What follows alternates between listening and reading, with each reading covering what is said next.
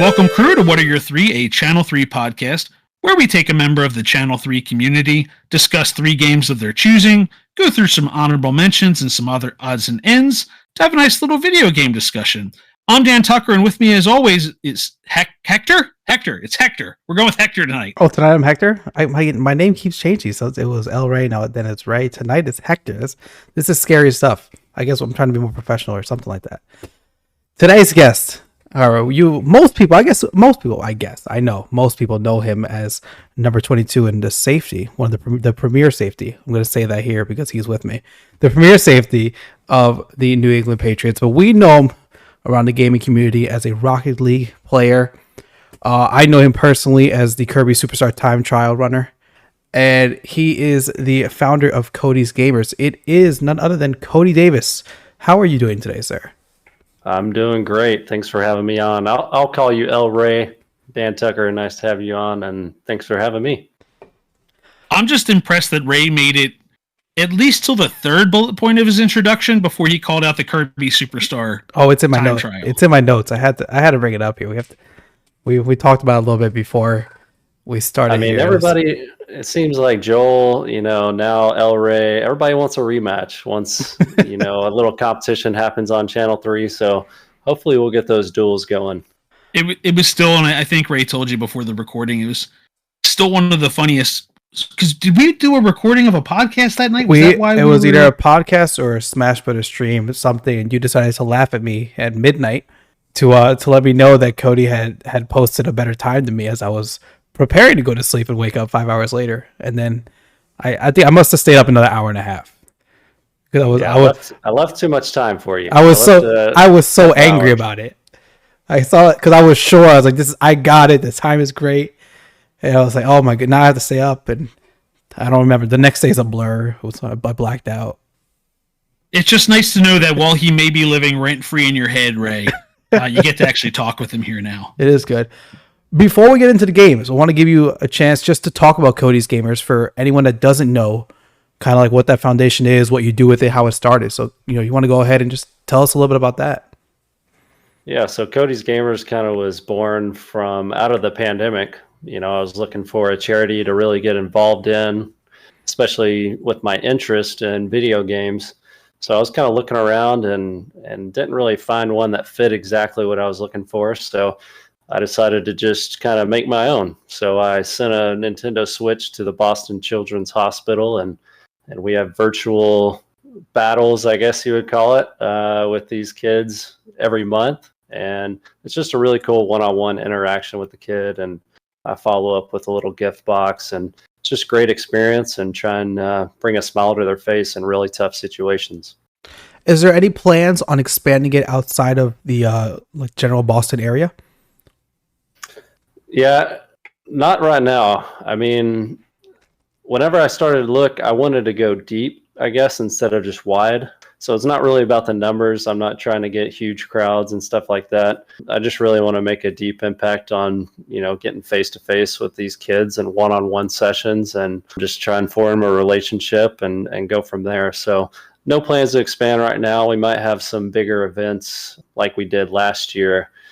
With the foster kids, something like that every now and then. But I like how it's going right now.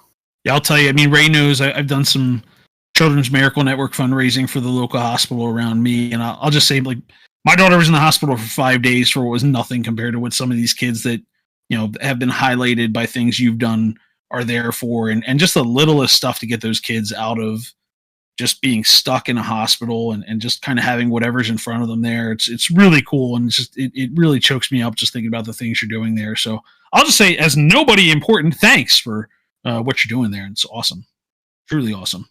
Yeah, it's truly fulfilling. And like I said, it's not about the pats on the back and trying to make this a big social media thing. And it's just an encouragement too, for everybody out there, to give where you can and serve where you can. It doesn't have to be this huge social media or trying to get likes and stuff like that. Just give back where you can, and that's where the difference is truly made, and we all can make that difference.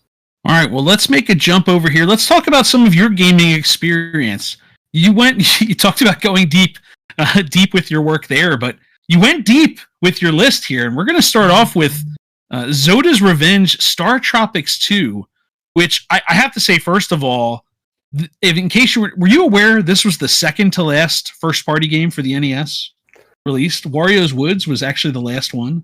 I was not aware of that until I kind of looked into the story a little bit more. Whenever I put this on my list, I knew it was, burned in my mind as a kid. But I didn't know a lot of the backstory to it. So that was an awesome fact I learned whenever I looked it up. Yeah, technically the last NES only game, because Wario's Woods was the other one, but that was also on the SNES. So anyway, I didn't realize that this was still in 1994. There were still NES games coming out, but a little bit of a time travel adventure here, going sequel to StarTropics, of course, going everywhere from the Stone Ages to Sherlock Holmes, all over in between. So we gave you all of gaming. We never tell anybody, hey, pick whatever three you want. Some people pick horror games, some people pick streaming games. How did this one end up the first one you picked? So for my list, I was going for those games that really stood out in my mind, that, the theme songs are burned into your brain, the levels, even the bosses, everything like that. So I was looking for those games that were burned into my mind, but weren't the most popular. So I've been playing the Zeldas, the Super Marios, the Punch-Outs. I have all those on my top plate as well, but I wanted to pick one that was on my top plate, but maybe not so popular. Well, it's funny because this one has a single rating on Channel 3. It has a 3-star rating. However, that person's our notorious 1-star warrior. They give some of your favorite games 1 star, so the fact that they gave this 3 stars has to mean this is like a 6-star out of 5 for the rest of society. What was it that stuck out for this one? Was this the levels? Was this the music? I mean, this is one that I felt like I don't remember it terribly well. I remember playing it, but I feel like there's some funky translations in this one. Like, this one feels a little bit like a fever dream to me from what I remember. Yeah, so NES was my first console. So my brother and I got it when we were real young. So like I said, those popular games, we had those too, and we're playing those all the time. But this one really stuck out to me because I think it was so wacky. I mean, it had the Zelda feel. It had a little bit Metroid. And the storyline was just so wild, and you got a little bit of taste of everything. You went to the Wild West, you were fighting aliens, there was hogs, just whatever you can think of. And the soundtrack, something about it just kind of stuck with me. So it was fun, it was challenging, and really just fun adventure game. Yeah, some of the overhead puzzles, very reminiscent of Zelda and those early NES games in particular. So it was an interesting one that they made for the end there. Like I said, stuck in my head now, knowing it's the last just NES only SNES game out there. But I'll have to check the soundtrack out for this one. That's not one that stuck with me. But there are those the soundtracks just going as far back as some of the stuff on the NES just sticks in your head. They're simple. There's not a complicated sound chip. They really made a jump when they put the sound chip in the SNES, but I got to go back and listen to this one now just for the soundtrack, knowing that's an influence here. Well, I think too with the soundtracks on the NES, you're restarting these games every single time you boot them up. So it doesn't take long for the first, few minutes or first 10 or 30 minutes to get burned in your head. You just keep playing the same levels over and over and over. And so I think that's part of it too. But yeah, this was definitely a fun one. Did you actually get to beat this one, or was this just one you and your brother spent a lot of time on, team efforts, or just kind of cracked it up and cracked it in and that was it? Yeah, I don't even know if my brother was that into this one. This one was probably later. You said it was the second to last game that came out. So this was kind of later down the line, I think, and he might not have been too into it. So I think this was just me. And I think part of the thing that hooked me too is that intro. I don't know if you saw the book open and the pages start flying and you're traveling to a different time and space. So I think that one kind of hooked me.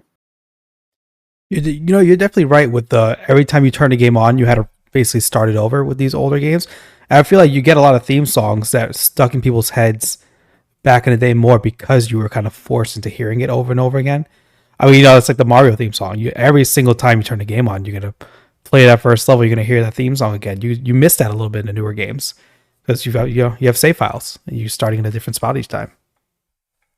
Yeah, you definitely don't get to jump around levels and just resume every time on the NES. And every now and then, you got to take it out and blow it. And I know in ours, we had to stick the game down and shove something in there because it wouldn't stay down. So we would shove something on top of the game just to get it to stick down in the system. So we had a folded up piece of paper or folded up piece of cardboard at the end of the life cycle, and I totally forgot about that until you mentioned it just now to jam that thing in there. I forgot about that. Yep. Yeah, we had the same system. I don't know what it was, but yeah, probably a piece of cardboard or something. See, I don't have memories of putting NES games in, but I know on a Super Nintendo, it became a strategy of you push the left side down first, click it in, then I have to push the right side in. And if you put it in the correct way, it turns on. And I believed it, and I'm going to continue to believe that going forward, that I had some say into making it work correctly. Join us on the Bucket and Hoosier Show, the podcast that's all about community and competitive Rocket League. If you're new to Rocket League, it's a high-flying, fast-paced game that combines soccer with rocket-powered cars. It's a game that's easy to pick up, but difficult to master. And that's where our guests come in. We're talking about the best of the best in the Rocket League community to learn about their journeys, strategies, and tips for success. Whether you're a seasoned pro or just starting out, we've got something for everyone. So sit back, relax, and join us as we explore the exciting world of competitive Rocket League. Join us live Monday evenings at twitch.tv/Bucket and Hoosier and follow us on Apple Podcasts, Spotify, and Google Podcasts to catch past episodes. Be sure to hit the follow and notification button so you know when new content has been posted. Second game on the list here, Jedi Knight Dark Forces 2. Going with the sequel here. Let me tell you, I had to look this one up because I hadn't heard about the game, but it has a 4.4 rating. Plenty of people know about it, so this is clearly a me issue. So are you a Star Wars fan or just a fan of this game? How did this one get here? So I am a Star Wars fan now. I don't know how I got into this game necessarily, but this was one of the ones. So we had NES, then we had this old HP PC. We got some dial-up internet. We're wanting some multiplayer games. So Jedi Knight Dark Forces 2, we loved it for the single player story mode, but the main thing that we put all the hours into was the multiplayer. So I think it was up to 30 players you can get on there. You're just flying around with your lightsabers, trying to use the Force on everybody, and it was just a blast. So, all right, so we're going multiplayer with this one on the MSN Game Zone, which is gotta be one of those first, big time online multiplayer. Was there a special? They weren't even called gamer tags then. Was there a special username that went along with young Cody Davis here on the MSN Game Zone? I'm gonna give that one a shout out again. Man, I wish I could remember because it was way back in the archives. We're talking a long time ago. If I had to guess, I used to do like the Davis 2 night, but with the number 2. I mean, that's way back when. Or Davis, the number 4 MVP. That still shows up because I'm stuck with my Google account now that I made forever ago. I don't want to lose all my purchases, so I still have Davis 4 MVP floating around. That's good. Yeah. You didn't do something silly because a lot of people are probably putting their social security numbers. We didn't know better with gamer tags back then, right? You put okay, here, Cody Davis, birthday, social security number. It was a different time. Nobody knew better. Yeah, maybe I'll have to ask my brother on that one see if he remembers anything. But I do remember, one of the big things with this game, like I said, was the online play and the formation of clans. So I know my brother was in a clan. I don't know if I was as good as he was. And but I remember trying out for a clan on this game, flying around with your lightsaber. And, I mentioned the dial-up internet. One thing about this game that was funny is actually lag would kind of help you.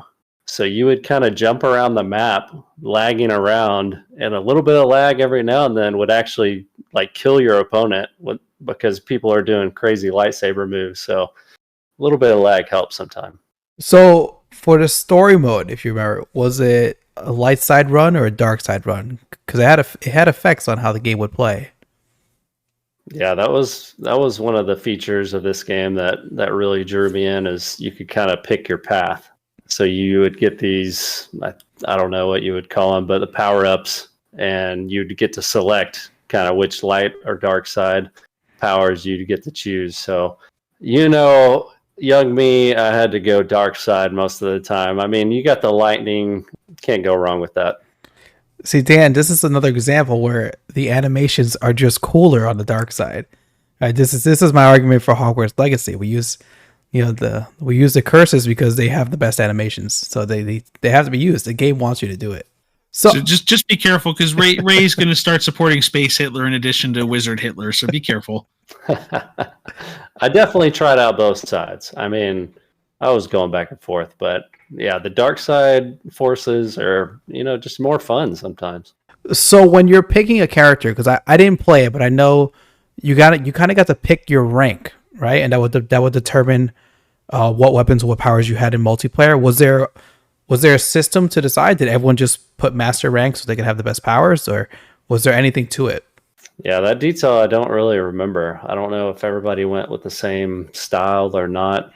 And even with the death matches, I mean, I think most of them were just lightsaber battles. So I don't know if that was just like a gentleman's agreement, or some game modes were just lightsabers. But that was where it was at, the lightsaber battles.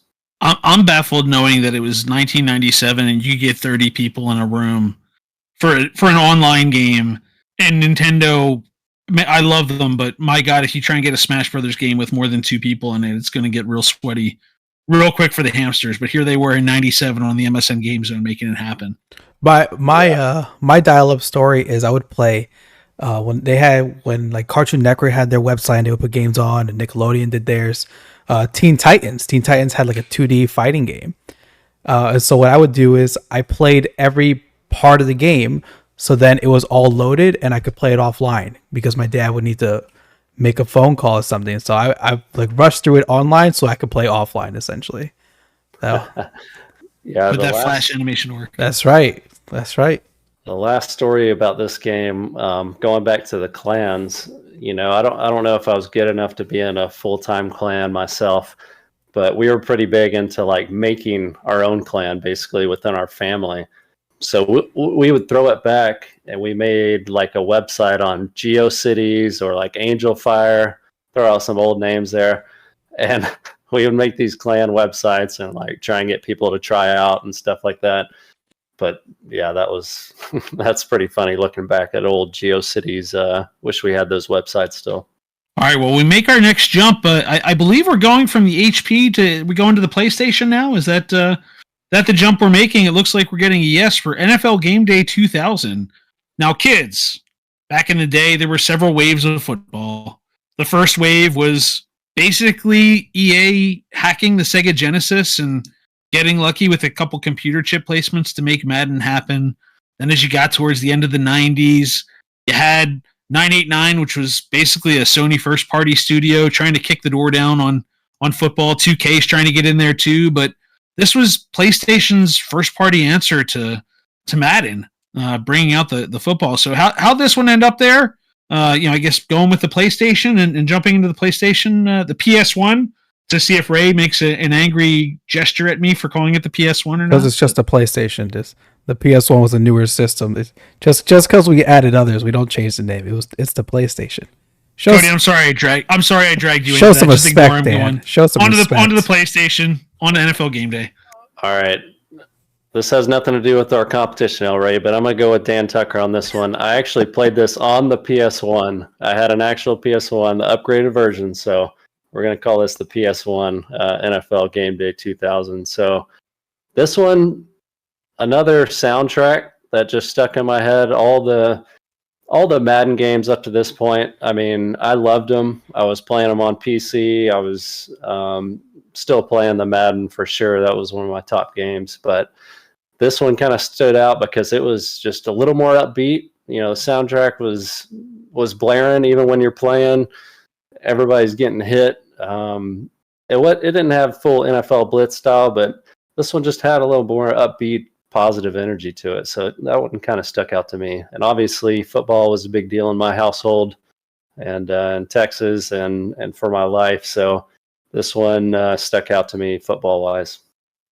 Yeah, I feel like the 989 games, Madden kept compounding, right? They kept adding modes or adding features, and like 99, they had like, first person mode. I don't think Game Day had that, but Game Day had a really quality execution of the game, even though like, okay, Madden had more modes and was a little bit different, but they weren't that far off from each other. And I felt like, obviously, this being optimized for the PlayStation, it felt cleaner with the play because, like, frankly, my dad had the PlayStation and I had the Nintendo 64, and like I had Madden on the Nintendo 64, and it always just felt clunkier compared to the PlayStation version. So yeah, no, I'm with you on that. What was your go-to mode? Like, how did you play this one normally? Was this you and your brother playing, family playing? What'd you do?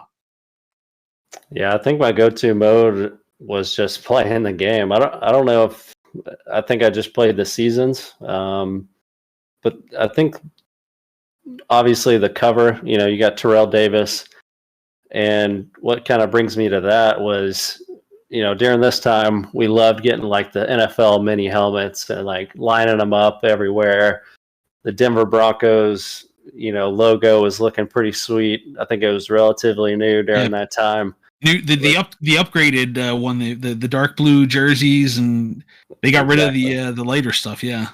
Yeah, so something about those new jerseys and helmets. I mean, I remember when the Titans came out, I just fell in love with that one. I was a Titans fan there for 6 months a year.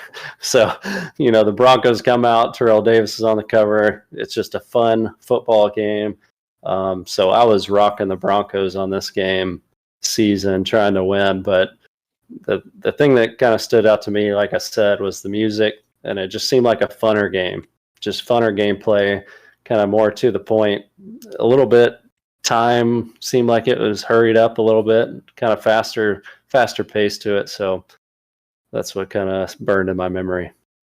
Yeah, it was different then too, because now, like, all the games now have a playlist as opposed to a soundtrack.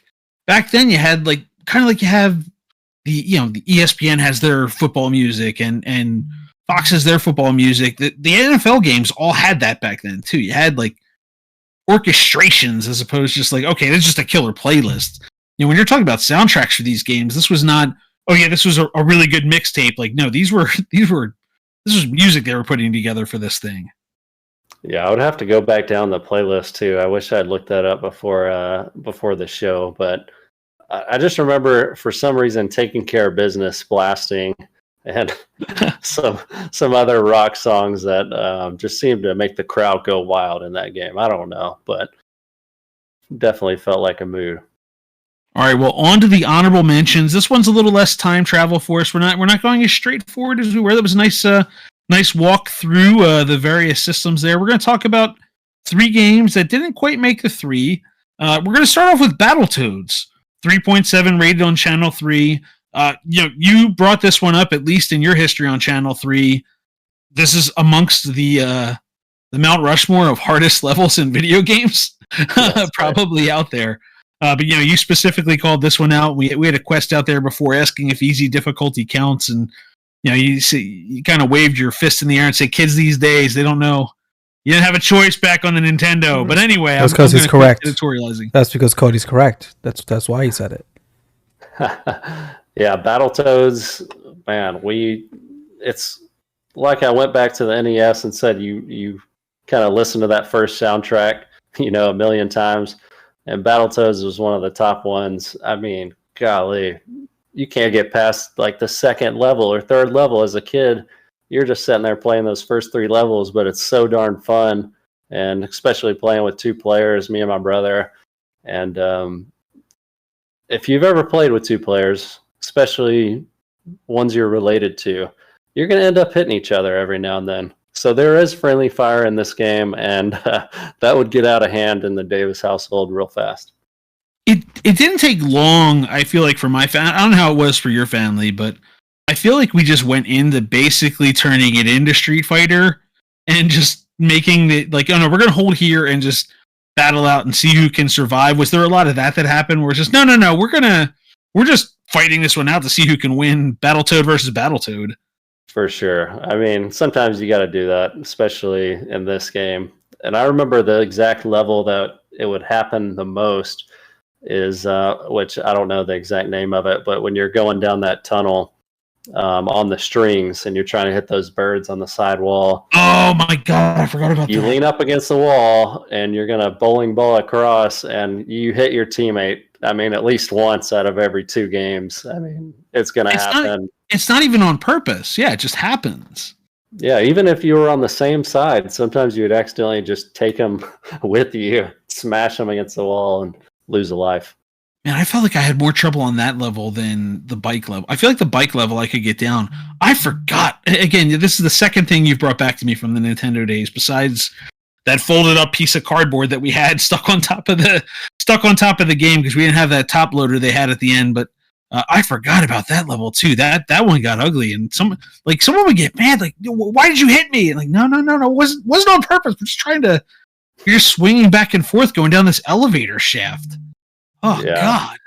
And talk about some teamwork. I mean, you'd have to communicate pretty well in that game to get out of each other's way. So definitely being on different levels on that mode to try not to take each other out. But yeah, then you got the bike, and that would always take us out. So we never got too far. And wow, how many times did we play that? It's pretty amazing. So we go to the next game on the honorable mentions. We have Counter-Strike on the list here. And so are we talking about like Counter-Strike back in 2000, like the original Counter-Strike? Are we talking about Counter-Strike Source that kind of remastered it? Which version are we talking about here? So we're talking original Counter-Strike, and I don't know what all versions it was, but what did you update to, like 1.6? I think it was. Anyway, it's original Counter-Strike. We did get Source later on, but yeah, Counter-Strike was huge for us, talking about online games. You know, I put the Jedi Knight Dark Forces too, but I think we put probably more time into Counter-Strike.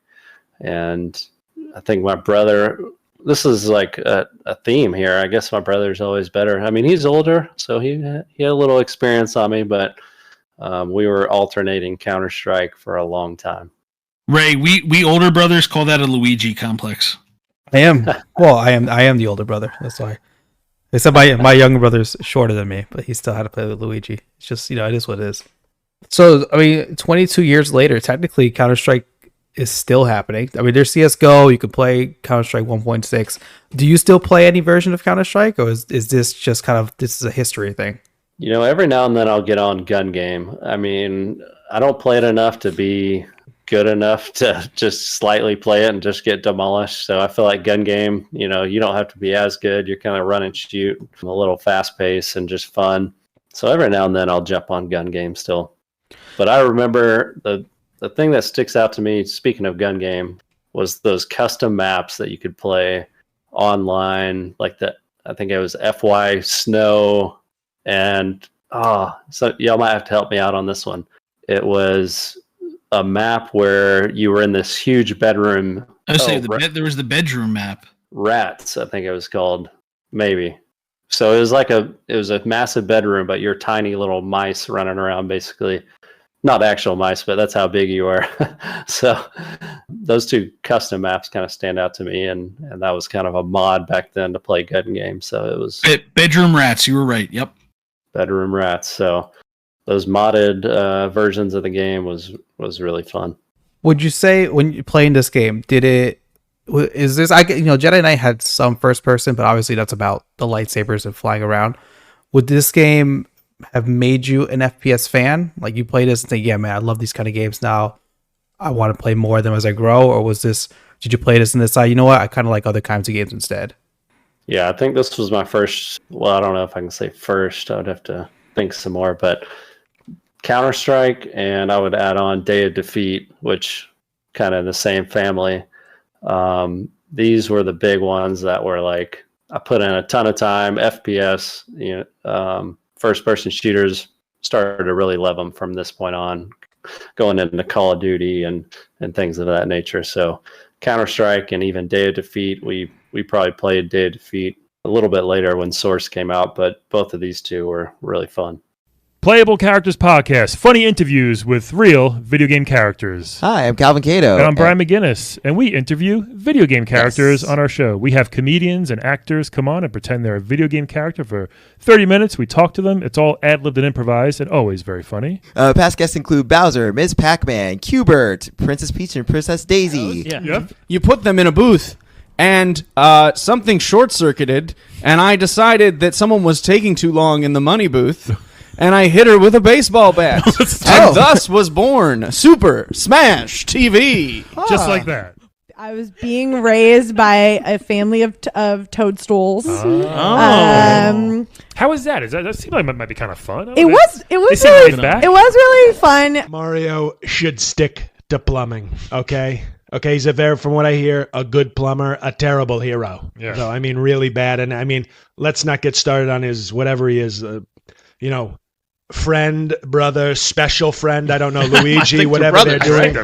Well, that's what they're saying. That's what they're saying. They're saying they're brothers because, in the Italian-American community, these people tend to not look kindly on certain relations. If you want to know what's going on in your favorite video game character's life, check us out. Playable Characters Podcast, wherever you listen to podcasts. Yes, comes out every Monday. Okay, so now we go to the last game on our honorable mention list, and we're going to turn this all around from FPS back to the Game Boy and Pokemon Blue. So, Pokemon Blue, is it just that's the copy you happen to have, or is there a reason that it's blue and not red? Well, that Luigi complex you're talking about. Who do you think got the first choice of Pokemon, and what color do you think he chose? You got the red one. So. Oh man, he got the red one right from. He took darn Charizard. So I had to make my choice and had to go with Squirtle. He was my only option, but you know what? I selected him. I ran with it, and that Game Boy, man, talk about going with us everywhere we traveled. We had the little setup where you slid on the screen magnifier / external speakers / light up screen with the pop up extra big buttons, and we had a carrying case. Man, that thing went with us everywhere, and Pokemon was probably the most played game. So you had like the tricked out Game Boy. Did you have a light on it so you can actually play in the dark? Oh yeah, we got the light on that setup, so we were playing it at night whenever we're making long drives back from who knows where, tournaments or family or sports.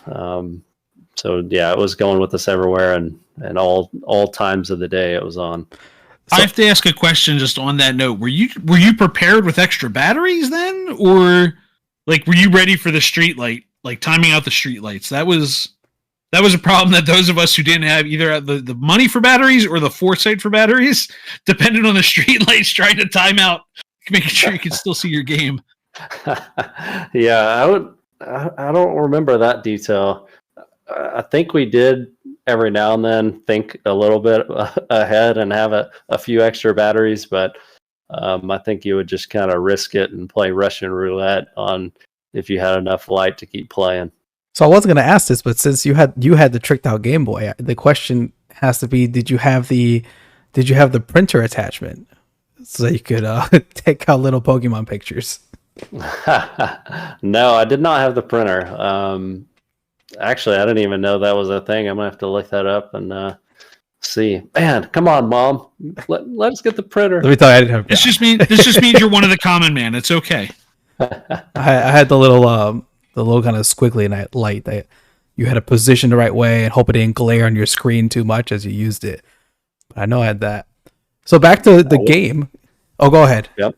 Oh, I was going to say, I wish I still had my carrying case for the Game Boy, because it was a perfectly sized replica of like a Game Boy, and you open it up and that's where you had your actual Game Boy and all your games stacked in there and your attachments. So it was a pretty cool little suitcase. So back to Pokemon, you had Squirtle. Does Squirtle become your favorite Pokemon, or did you find another one along the way that you would say is like your favorite one? I think Squirtle was probably my main one, just because, like I said, he was kind of given to me / chosen / I don't know what you want to call it, but I kind of made him my favorite. But oh man, so many ones pop up in my favorites. I think for some reason Abracadabra always is it just Kadabra? Sorry, it's Abra, and then it's Kadabra, and then it's okay, Alakazam. Yeah. There we go. Kadabra was always like one that kind of stood out to me. So a lot of different favorites. So a lot of cool Pokemon out there. When you played, do you remember, did you just have Squirtle running and have him be overpowered and fight through? Or did you try to spread the wealth a little bit, have a couple different Pokemon ready to go as you play through the game?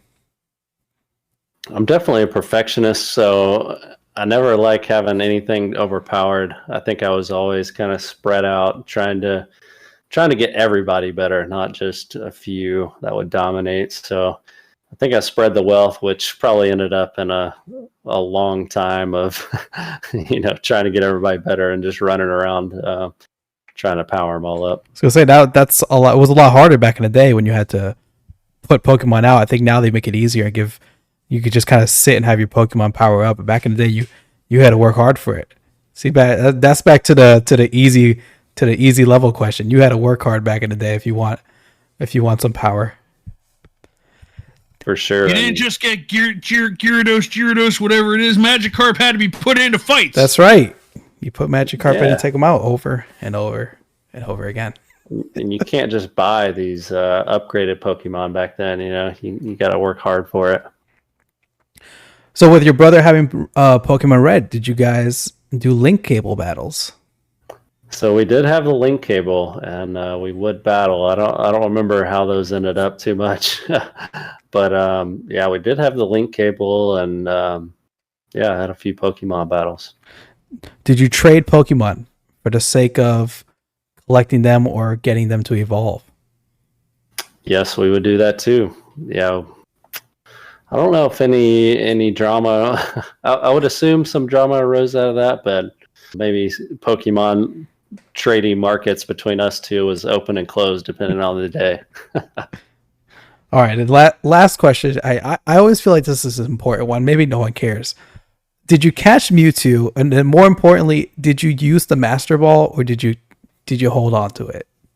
Oh man, I don't ever remember catching them. So I don't know if I ever got that far or did that good. I'm not sure. So I'm gonna have to say no on that one.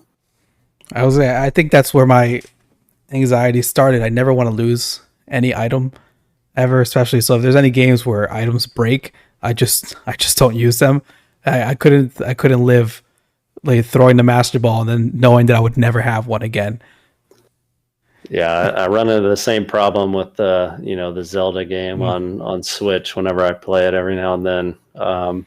Man, if stuff breaks, I just never use the good stuff. I just constantly cycle bad weapons to just beat all these people with.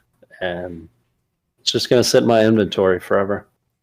Yeah, the screenshot I put up for this week from Legend of Zelda, I have the Hyrule Shield on. I didn't use that shield at all. I put it on knowing I was about to beat the game and hoping for a nice cutscene with it. I didn't touch it. I got the shield. This is great. I'm going to take a picture with it, and I'm never going to use it again. All looks. Yeah, it's funny because I was looking through the quests earlier, and I saw you actually had that response about Zelda specifically, and I was like, yeah, no, in Tears of the Kingdom also you can build additional weapon slots and shield slots, so all of my good weapons are all just, even in Tears of the Kingdom, they're just on the wall in the house. They're no different.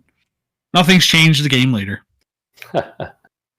Speaking of future games, on that note, look at that transition. You've got two future games you're looking forward to here. First one, you send in NCAA football, but EA's cutting out the middleman. The two big moves they're making, one is they went to EA Football Club, they cut out FIFA, and technically it's going to be EA Sports College Football. Maybe rolls off the next tongue year. too. Yeah. Really rolls off the tongue. Maybe next year, but every couple days somebody else is trying to sue them over some licensing thing. So maybe we'll see it next year. But anyway, so really my main question is, why the college game coming back in here? So what brought that up? Yeah, so I mentioned how I selected my big 3 games that we went over today. These were definitely at the top of my list, but not the very top. And, I wanted to pick some games that people hadn't heard about or weren't as popular. But one of my popular ones for me that I played a ton was NCAA football.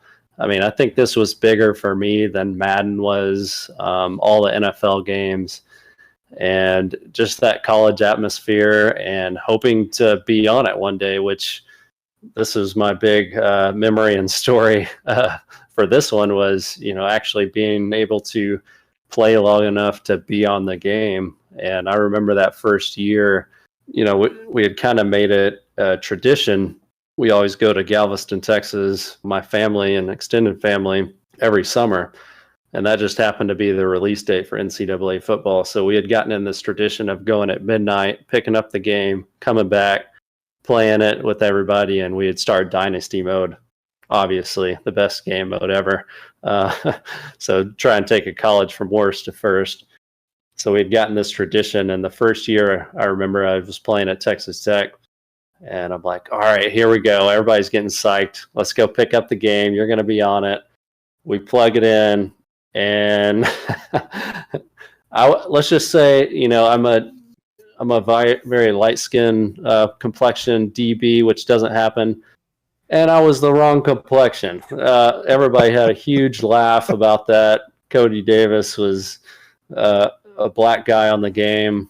Man, they got the wrong skin tone on there. Everybody was dying laughing. So that was a funny thing. But just being on the game was really cool. Listen, I really think EA made it up to you because you were kind enough a couple years ago to come on for the Dad Gaming. They were doing a Madden event, and I remember Gong Show. I think it was Gong Show Dad was hosting it, but whatever it was, I remember the plan was to do a player reveal for you on there.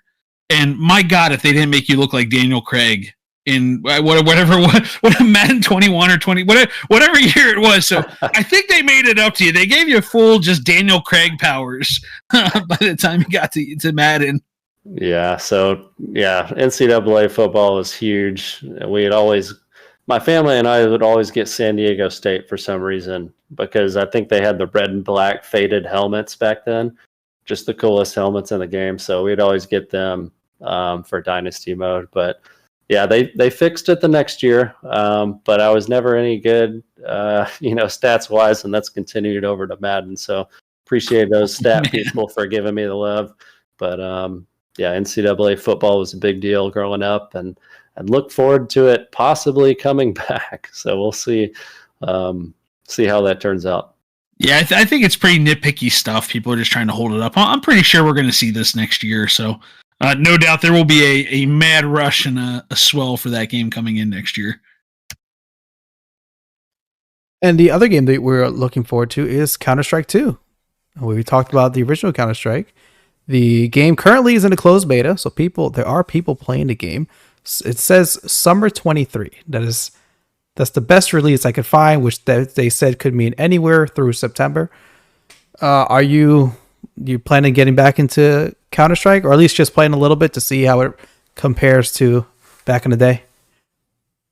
Yeah, I think I'm gonna try this one out for sure.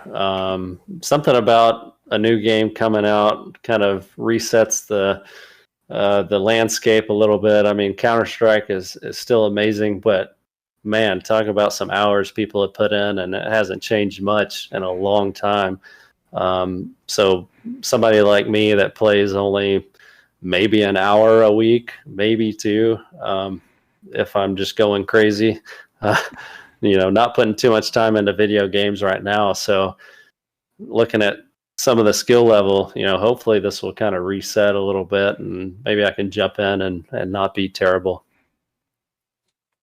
Yeah, I feel that anytime you get a new game, you get a chance, as everyone kind of has to learn what version of mechanics they're going to put into game. So this is the time. This might be, we didn't go through Rocket League tonight at all. Maybe you're going to become the next Counter-Strike pro player. Man, this was difficult to choose just 3 games, and you can go any different direction with it. So yeah, the main games I obviously left out, Rocket League, that's my favorite currently. FIFA, man, put in some time with FIFA. Still one of my favorite sports games. Maybe NHL is up there as well. So many great games. So it's really hard to choose, but really fun to see what everybody likes. All right, Cody. Well, now we're going to take a question from the Channel 3 history books, and just ask it for you here on the podcast. A question that has been inspired by users Caster Garden and Commander Nikki. What video game world or level would you like to take a vacation in? What video game world or level would you like to take a vacation in? Wow. Talk about how you can go a million different ways with that question. So this one I brought up and actually had the game added on the Channel 3 website. And it was about summer, and I just noticed a little beach, some people playing volleyball. The referee's not terrible to look at. Taking you to the little sand beach volleyball, super spike volleyball on NES. That looks like a good time. I mean, everybody's having fun. Everybody's psyched up. I don't know about the guys wearing Speedos playing volleyball, but there's a lot of beef in that game. A lot of beef. A lot of beef. There's some strong dudes out there. Maybe I can be out there flexing a little bit, but it just looks like a nice place to go catch some sun. Yeah, like you said, it's kind of a vibrant looking game, right? Bright, colorful, got that sand. Like you said, got the sand out there. Good call. And the last question we ask everybody, what has been your favorite feature on Channel 3 so far? So I think for me, I'd mentioned where I don't get to play too much video games. So I think for me, it has to be the events. I mean, I love being able to put something on my calendar where, all right, I can set apart this many hours to have some fun with my friends playing some video games online. So the events is a good way to get involved whenever maybe you're a little introverted like me or don't play enough video games, so you feel a little left out or the skill level's not quite there. Events kind of evens the playing field, brings you in for some fun, non-toxic gaming with a great community. Awesome. And with that, we've made it to the end of another What Are Your Three podcast. Cody Davis, thank you so much for making this time. I know you're busy getting ready for the upcoming NFL season, so we appreciate you taking time here to talk with us about video games for a little bit. You can find the podcast at c3.gg/podcast, dropping every Wednesday morning at 3:33 a.m. Eastern on all the major platforms, including Spotify, Google Podcasts, and Apple Podcasts. Tonight, I'm Hector. Dan Tucker puts this all together. Oh, actually, special. Hector put this together. He had to hit the record button tonight. Cody Davis, our guest, and Joel Willis, our executive producer. Have a good day, everybody. Yeah, I'm gonna credit you as the engineer today, Ray. Congratulations. Oh, Ray, Dan Tucker, appreciate it, man. God bless y'all.